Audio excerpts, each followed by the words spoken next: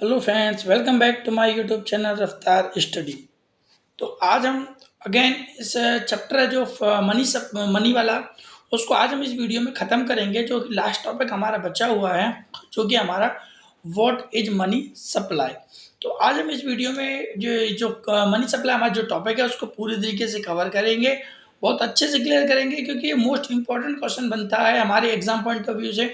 Not it even a class 12th और अंदर exam भी आप देने जा रहे हैं तो money supply most important question बनता है। जहाँ जहाँ पर इकोनॉमिक्स आएगा वहाँ पर आपको मनी सप्लाई का जो टर्म्स है वो आपको देखने को जरूर मिलेगा, क्योंकि ये मैक्रो इकोनॉमिक्स का एक इम्पॉर्टेंट पार्ट बनता है। तो आइए डिस्कशन करते हैं हम इस मनी सप्लाई के बारे में, ठीक है। और इसके इसमें वीडियो में हम कंप्लीट वीडियो में इस कंपोनेंट भी समझेंगे। इस वीडियो को कंप्लीट देखना, आपको बहुत बहुत ज़्यादा ब्रॉड लेवल में आपको नॉलेज मिलने वाली है। तो बेसिकली हम स्टार्ट करते हैं। जो फर्स्ट क्वेश्चन हमारा क्रिएट होता है what is money supply in an economy. तो देखिए यहाँ पे पैसे की बरसात हो रही है, ठीक है। तो व्हाट इज मनी सप्लाई, सबसे पहला क्वेश्चन अराइज होता है हमारे सामने, what is money supply. It is a total stock of money is circulation with public at a particular point of time. देखिए मनी सप्लाई का होता है क्या है, टोटल स्टॉक ऑफ मनी है, ठीक है, जो कि सर्कुलेशन होता है पब्लिकों के बीच में, circulation with public at a particular point of time, एक निश्चित समय में। याद रखना eight a point of time, एक वर्ड बोला गया है eight a point of time. देखिए एक तो ये डेफिनेशन पूरी है, पूरी ही है, बट एक थोड़ा सा और जोड़ना था, सप्लाई अभी बता देता हूँ, चलो उसमें ही जोड़ देते हैं हम। तो एक डेफिनेशन आपको डिस्क्रिप्शन बॉक्स में मिल जाएगा, ठीक है ना। तो आप यहाँ से देख लीजिएगा पहले। फर्स्ट अब तो याद रखिए, it is a stock of money, ये स्टॉक ऑफ मनी है, टोटल स्टॉक है, सर्कुलेशन जो लोगों तक पहुंचाया जाता है eight a point of time में, ठीक है। एग्जाम्पल यहाँ पे दे रखा है, as per RBI press release, RBI के द्वारा जो एक रिलीज किया गया है टोटल मनी सप्लाई, ठीक है, on 31 March 2021 was ₹188 lakh crore. अब यहाँ एक डाटा दे रखा है, 31 मार्च 2021 को आरबीआई ने 188 लाख करोड़ रुपए का क्या किया था, पैसा रिलीज किया था। पैसा किसमें, इकोनॉमी में, सर्कुलेशन में लेकर के आए थे इकोनॉमी के। अब यहाँ पे एक क्वेश्चन होता है, इज मनी सप्लाई स्टॉक और फ्लो। यहाँ पे एक कॉन्सेप्ट आता है, हमने एक चैप्टर नंबर फर्स्ट में पढ़ा था कि what is the difference between stock and flow. Stock क्या है, फ्लो क्या है, ठीक है। तो money supply measure at a particular date, हमने बताया मनी सप्लाई को एक पर्टिकुलर डेट को मापा जाता है, eight a point of time को मापा जाता है, जैसे 31 मार्च, 15 जनवरी, 10 दिसंबर, एक स्पेसिफिक डेट है हमारे पास। So it is a stock concept, ये स्टॉक कॉन्सेप्ट है, ठीक है। जो मंथ, पीरियड, कह सकते हैं ईयर वाइज, जो क्वार्टर में जो मेजर किया जाता है, date is called flow concept. But supply of money is a stock concept. याद रखना, एक एमसीक्यू का मोस्ट इंपोर्टेंट क्वेश्चन बनता है, यहीं से सबसे पहला क्वेश्चन ये अराइज होता है कि इज मनी, वो money supply is a stock concept और a flow concept. The right answer is stock concept, just because of money supply is measured at a particular date, that is why money supply is a stock concept. आइए समझते हैं हम different measure of money supply. अब ये हमारे आ जाते हैं major, कह सकते हैं मनी सप्लाई को इस तरीके से मापा जाता है, और एक हमारा होता है कंपोनेंट। तो यही हमारे कंपोनेंट भी है, ठीक है ना। तो आराम से समझिएगा, बहुत इंपॉर्टेंट क्वेश्चन है। M1, देखिए यहाँ पे M1 के द्वारा मापा जाता है, तो M1 है क्या, C प्लस डी डी। जो C प्लस यहाँ पे कंपोनेंट है, इनके थ्रू मापा जाता है, ठीक है ना। ये एक तरीके से कह सकते हैं टूल्स हैं, ठीक है। तो M1 में क्या किया जाता है, CU plus D D. CU का यहाँ पे कहने का मतलब है currency of notes and coin, ठीक है। और डीडी का मतलब है डिमांड डिपॉजिट। डिमांड डिपॉजिट का मतलब होता है जो डिपॉजिट किया किया हुआ है बैंकों में कंज्यूमर्स के द्वारा, उसको डिमांड करना ऑफ अ कमर्शियल बैंक, ठीक है। कमर्शियल बैंक में हम जमा करते हैं, क्योंकि आम पब्लिक का जो खाता है वो आरबीआई के पास नहीं होता है। तो M1 कैसा टूल है, जिसमें आता है हमारा करेंसी प्लस डिमांड डिपॉजिट। वहीं M2 में बात करते हैं तो M1 तो आता ही है, दे रखे ना M1 प्लस, M1 तो आता है, मतलब C प्लस डी डी तो है ही है, प्लस क्या हो जाता है उसमें, saving account with post office. Saving account खोला जाता है जो पोस्ट ऑफिस में, वो इंक्लूड हो जाता है इसमें, ठीक है। तो पूरा क्या हो गया, ये नीचे दे रखा ब्रैकेट में, करेंसी नोट्स हो गया, डिमांड डिपॉजिट हो गया, plus saving account on post office हो गया। अब आते हैं हम M3 पे। तो M3 में क्या है, M1 पूरा है, M1 पूरा है, M2 नहीं है, M1 पूरा है, plus net time deposit of bank, ये आ जाता है। नेट जितना जो डिपॉजिट किया गया है बैंक में eight a point of time में, वो है। अब क्या गया इसमें ब्रैकेट में, currency plus note coins demand deposit plus वही टर्म एंड टाइम डिपॉजिट, क्योंकि M1 का तो पूरा पूरा टूल है। M4 में क्या है, M4 में आ जाएगा M3 आ जाएगा पहले, ठीक है, plus total deposit of post office excluding NSC, ठीक है। ये नेशनल ये कह सकते हैं कि स्कीम है, नेशनल सेविंग सर्टिफिकेट, जो कि पोस्ट ऑफिस में खोला जाता है, ठीक है। तो M3 तो पूरा आ गया, M1 तो आएगा ही आएगा, ठीक है। M1 M3 और M4, ठीक है। तो ये थे हमारे टूल्स, इनको आप ऐसे ही लिख सकते हैं, ठीक है। इनके बारे में और अच्छे से हम आप जानते हैं आगे, ठीक है। Different broad money and narrow money, दो मनी होते हैं हमारे टाइप्स ऑफ मनी में। तो एक आता है नैरो मनी, एक आता है ब्रॉड मनी।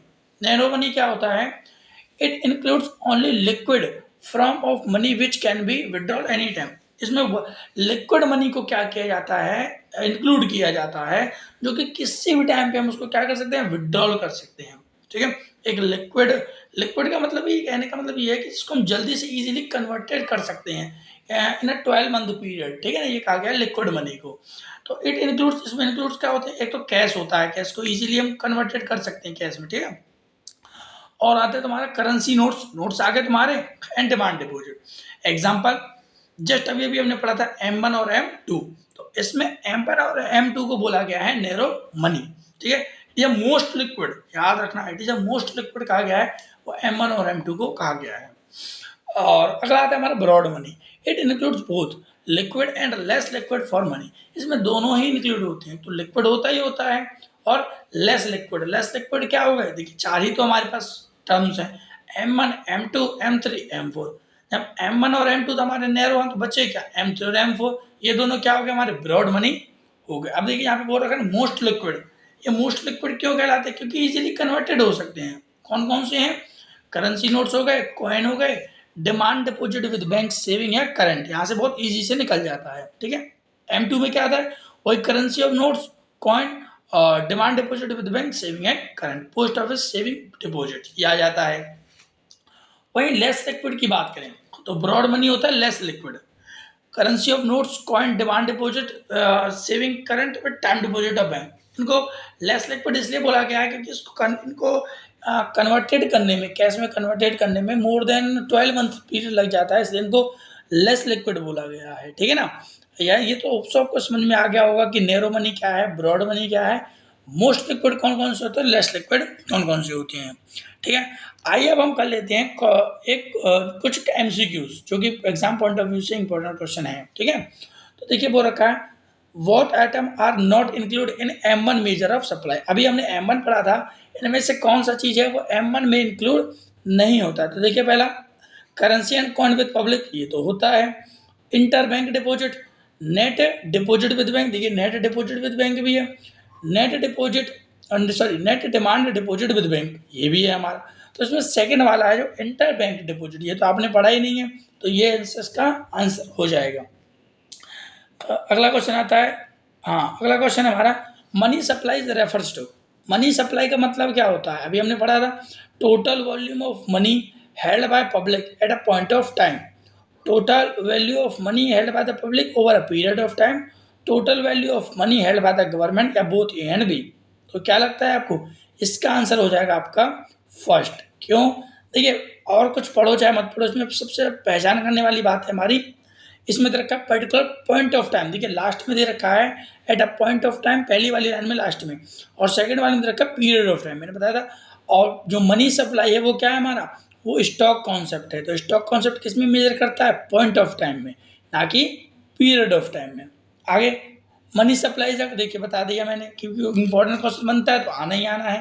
तो मनी सप्लाई एक कैसा कॉन्सेप्ट है, एक स्टॉक कॉन्सेप्ट है। रीजन क्या है इसका, कि एक पॉइंट ऑफ टाइम में मापा जाता है, मेजर किया जाता है इन अ स्पेसिफिक डेट, जैसे 31 दिसंबर, 31 मार्च, 30 जनवरी, ठीक है, इस प्रकार से। आगे who regulate money supply, money supply को रेगुलेट कौन करता है, government, planning commission, commercial bank या RBI। तो इसका आंसर आपको हाँ RBI ही होगा इसका आंसर, क्योंकि RBI ही मनी सप्लाई को कंट्रोल करके रखता है, वही रेगुलेट करता है उसको, ठीक है। एक क्वेश्चन है, which of the following is false, इनमें से कौन सा है वो गलत है, फॉल्स है, ठीक है। तो मनी पहला है, money supply is stock concept, सही बात है, होता है। High powered money includes demand deposit of commercial bank besides currency with the public, बिल्कुल सही है। हाई पावर्ड मनी क्या है, जिसमें डिमांड डिपॉजिट कमर्शियल बैंक में जितना होता है वो beside the currency with public, ये होता है, उसको हाई पावर्ड मनी बोलते हैं, ठीक है। M1 includes gross demand deposit instead of net demand deposit, none of this, देखिए ऊपर के दोनों तो ठीक है, थर्ड वाला रॉन्ग है, क्यों? M1 ग्रॉस डिमांड डिपॉजिट करता है instead of net demand deposit की जगह, ये गलत है, वो नेट डिमांड डिपॉजिट करता है ग्रॉस की जगह पर, ठीक है। लास्ट क्वेश्चन बनता है हमारा, fill up is the main source of money supply in economy. Money supply economy में मनी सप्लाई करने के लिए कौन कौन से सोर्सेस हैं? तो एक है हमारा सेंट्रल बैंक, फिर है कमर्शियल बैंक, या बोथ ए एंड बी, या गवर्नमेंट। देखिए सेंट्रल बैंक तो करता है, सेंट्रल बैंक मीन्स होता है RBI। कमर्शियल बैंक भी एक सोर्स है, ठीक है। उसका मीडियम बना पड़ा है, RBI इनको सर्कुलेट करती है मनी, ये पब्लिक तक करते हैं, और गवर्नमेंट नहीं करती यहाँ पे, ठीक है। और यहाँ पे हो जाएगा answer both A and B. तो होप्स आपको मनी सप्लाई बहुत अच्छे से क्लियर हो गया होगा। PDF आपको डिस्क्रिप्शन बॉक्स में मिल जाएगा। वीडियो अच्छी लगी हो तो प्लीज़ शेयर सब्सक्राइब और करना ना भूलें, लाइक भी करना ना भूलें। आगे ऐसे ही वीडियोस आपको मिलती रहेंगी।